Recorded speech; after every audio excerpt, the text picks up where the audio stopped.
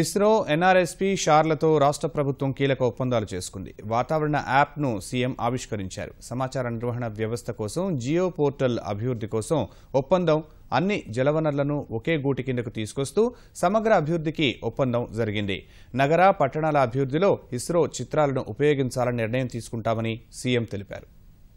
ఇస్రోతో చేసుకున్న బెనిఫిట్ అయితే ఒకటి కాదు, ఇప్పుడు లేటెస్ట్ ఏ సెటిలైట్ వస్తున్నాయో అందులో వచ్చే మ్యాప్లన్నీ తీసుకొని ఎక్కడికక్కడ ఇరిగేషన్లో కానీ, అగ్రికల్చర్లో కానీ, నరేగా కానీ ఇవన్నీ కూడా సింక్రనైజ్ చేస్తున్నాం.